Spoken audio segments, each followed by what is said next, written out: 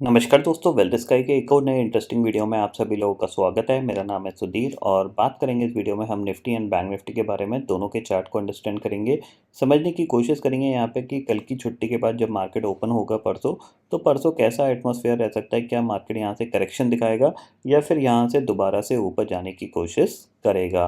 तो ये सारे पर्टिकुलर पॉइंट हम क्लियर करेंगे इस वीडियो में। तो जल्दी से इस वीडियो को स्टार्ट करते हैं, ठीक है। देखो, वीडियो स्टार्ट करने से पहले सबसे पहले आज की हम एनालिसिस कर लेते हैं, क्योंकि अभी 3 दिन हमने जो सीखा था उसमें आज कुछ ना कुछ लोगों को कुछ ना कुछ कन्फ्यूज़न होगा। तो यहाँ पे मैं आपके वो कन्फ्यूज़न थोड़े से दूर कर देता हूँ, ठीक है। देखो, सबसे पहली चीज़ है, अगर मैं ये सारी लाइनें हटा देता हूँ तो हमारे पास क्या है।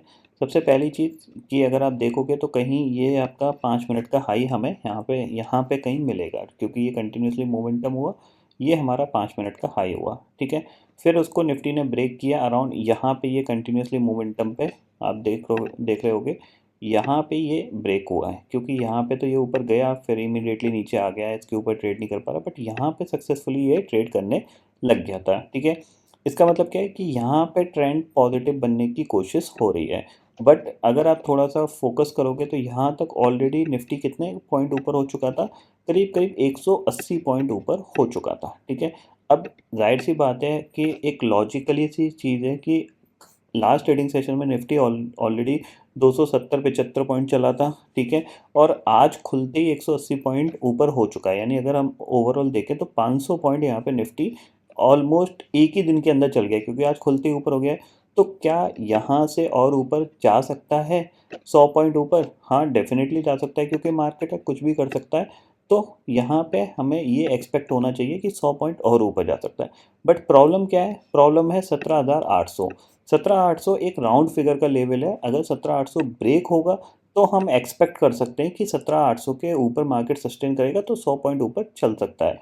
बट 17,800 क्या है? एक रेजिस्टेंस एरिया है। ये चीज़ मैंने आपको कल भी समझाई थी कि अगर निफ्टी यहाँ से ऊपर आता है, गैप अप खुलता है, 17,750 के ऊपर जाता है, तो वहाँ पे हम शॉर्ट ही प्लान करेंगे। क्यों करेंगे? क्योंकि ये जो पर्टिकुलर एरिया है ना, ये देख रहे हो, ये एरिया एक क्या है? रेजिस्टेंस एरिया है, क्योंकि मार्केट ने क्या किया था, यहीं से ब्रेक डाउन दिया था, ठीक है, और नीचे गया। तो जाहिर सी बात है जब यहाँ से ये ऊपर जाएगा तो ये इसी एरिया में रेजिस्टेंस फेस करेगा। तो इसीलिए मैंने आपको सुबह एक नेगेटिव साइड की पोजीशन बनाने के लिए बोला था, यानी आप शॉर्ट कर सकते हो। अगर ये ऊपर सस्टेन नहीं कर पाता है 5-10 मिनट, यहाँ पे ये सस्टेन नहीं कर पाता है, तो आप इसको शॉर्ट कर सकते हो, ठीक है। सेम चीज़ बैंक निफ्टी में थी। बैंक निफ्टी में मैंने आपको यही बताया था। अगर बैंक निफ्टी में अगर आप देखोगे तो यहाँ पे आपको कहीं ये 5 मिनट का हाई कुछ यहाँ कहीं मिलेगा, ठीक है, 41,560 के करीब का, ठीक है। ये इसको ब्रेक किया लेकिन नीचे आ गया, फिर यहाँ पे ये ब्रेकआउट आया वन वे में, इसने 41,660 तक गया। अब ये जो लेवल है 660 से लेके 700 का, ये एक रेजिस्टेंस का एरिया था। तो मैंने यहाँ पे देखा कि यहाँ पे ये अटक रहा था, बार बार आपको दिख रहा है यहाँ पे ये अटक रहा था। निफ्टी ऊपर जाने की कोशिश कर रहा था, बट बैंक निफ्टी ऊपर जाने की नहीं कोशिश कर रहा था। तो मैंने यहाँ पे एक पुट ले ली, और टेलीग्राम में जिन लोगों ने पेड किया था उन लोगों को मैंने फिन निफ्टी की एक जैकपॉट वाली, मैंने फिन निफ्टी की एक पुट शेयर करी थी, वो आपको मैं यहाँ पे बताता हूँ। ये देखो, यही चीज़ देख के मैंने करी थी जब बैंक निफ्टी अटक रहा था। यहाँ पे देखो, अराउंड मैंने 10:41 पे मैंने फिन निफ्टी की एक्सपायरी है आज, ठीक है। 17,400 की पुट हीरो ज़ीरो हो सकती है, ठीक है। 2,000 का रिस्क लेने के लिए बोला था कि अगर किसी ने 800 क्वांटिटी ली तो 800 क्वांटिटी में अगर 2,000 से 3,000 का 2,000 का रिस्क लेते हैं तो 3 से 4 पॉइंट का रिस्क होता है। उस टाइम ये ऑप्शन का प्राइस जो 17,400 की पुट थी वो 15 से 16 रुपये की चल रही थी, ठीक है। तो यहाँ पे अगर आप 800 क्वांटिटी भी लेते हो तो करीब 3 से 4 पॉइंट का आपका रिस्क रहता है, ठीक है ना। बाकी आप उसको काट सकते हो, ठीक है। अब यहाँ पे ये गलती से मुझसे 17,400 लिख गया था, जबकि ये 18,400 की पुट थी, ठीक है ना। तो मैंने 18,400 की पुट किया। सिर्फ 2 से 3,000 का ही रिस्क लेना, ठीक है, क्योंकि रिस्क 3,000 का रिस्क सफिशियंट है यहाँ पे। फिर 11:21 पे जब फॉल आया तो मैंने वहाँ पे बुक प्रॉफिट के बारे में बता दिया था, क्योंकि ये सीधी सीधी 15 से कहाँ तक चली गई थी, ये 44 रुपीज़ पे, ठीक है। 44 रुपीज़ के आसपास मैंने प्रॉफिट बुक करने के लिए बोल दिया था, क्योंकि ऑलरेडी ये डबल हो चुकी थी।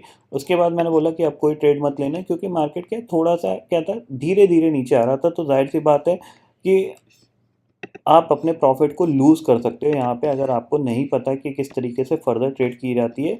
और जो टारगेट था वो मेरा डे लो का था। बेसिकली बैंक निफ्टी ने जैसे डे लो हिट किया, यहाँ पे ये डे लो हिट किया, वहाँ पे मैंने अपना प्रॉफिट बुक कराने के लिए बोल दिया था।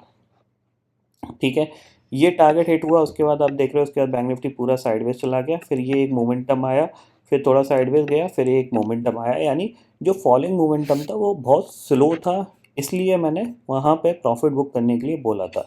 अब ये फॉलिंग मोमेंटम इसलिए स्लो था क्योंकि एक दिन पहले का ट्रेंड क्या था, पॉजिटिव था। ठीक है ना, ये पॉजिटिव ट्रेंड था, तो यह जाहिर सी बात है यहाँ से ये ऊपर से मार्केट यूँ नहीं गिर सकता। ठीक है ना, बट अब एक चीज़ ध्यान रख लीजिए, अगर ये अब 41,250 के नीचे जाएगा तो डेफिनेटली गिर सकता है। इसकी एनालिसिस हम अभी स्टार्ट करते हैं। इतना आपको चीज़ें पॉइंट समझ में आ गए होंगे। ठीक है, अब समझते हैं कि परसों का ट्रेडिंग सेशन कैसा रह सकता है, क्योंकि परसों का ट्रेडिंग सेशन क्या है, वेडनेसडे का ट्रेडिंग सेशन है। और जैसे कि ये एक्सपायरी थोड़ी छोटी हो गई है क्योंकि कल हॉलीडे है इसमें। ठीक है, तो करेंटली अगर हम देखें यहाँ पे तो 17,800 की कॉल पे कितना 86 लाख का ओपन इंटरेस्ट खड़ा हुआ है।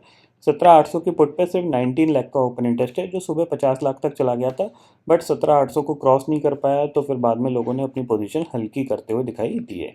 17,700 की कॉल पे 52 लाख का ओपन इंटरेस्ट है, पुट पे कितना है 58 लाख का ओपन इंटरेस्ट, यानी 17,700 ही आपके लिए अब इंपॉर्टेंट लेवल है। इसके नीचे ट्रेड करना स्टार्ट किए तो आपको दोबारा से क्या देखने को मिलेगी, नेगेटिविटी। ठीक है, इतना आप क्लियरली समझ लीजिए। चार्ट पे चलते हैं, तो चार्ट पे आप देखो यहाँ पे 5 मिनट का चार्ट मैंने मार्क कर लिया है। सबसे पहली चीज़ आती है 17,700 के नीचे जैसे ही आप जाओगे तो आपके पास ये एक गैप है, ऑलमोस्ट आप एक्सपेक्ट कर सकते हो 17,600। यानी अगर 17,700 के नीचे आप कामकाज करना स्टार्ट किए तो पहला जो टारगेट आपका आएगा वो सीधा सीधा आएगा 17,650 का, और 17,650 टूटा तो नेक्स्ट टारगेट आपके पास है वो है सीधा सीधा 17,600 का। ठीक है, इतना आप क्लियरली समझ लीजिए। ये पर्टिकुलर पॉइंट आपके लिए रेजिस्टेंस का काम कर सकता है 17,750, क्योंकि यहाँ पे इसने क्या किया था, निफ्टी ने इसको होल्ड करने की कोशिश करी थी। ठीक है, बार बार आप देख सकते हो यहाँ से फिर ये ऊपर गया, फिर इसने इसको ब्रेक डाउन दे दिया और फिर यहीं से रेजिस्टेंस फेस किया है। ठीक है, तो इसका मतलब क्या है कि यहाँ से ये फॉलोअप में सेलिंग पे नीचे गया, तो ये टारगेट हमें आता हुआ दिखाई दे सकता है वेडनेसडे या फिर एक्सपायरी के ट्रेडिंग सेशन में। बाइंग के लिए अब हम बाय तभी करेंगे जब 17,800 क्रॉस हो जाएगा, अदरवाइज हम थोड़ा सेलिंग की अपॉर्चुनिटी ही यहाँ पे ढूंढने की कोशिश करेंगे। ठीक है, बैंक निफ्टी की बात कर लेते हैं यहाँ पे, तो बैंक निफ्टी को भी देख लेते हैं।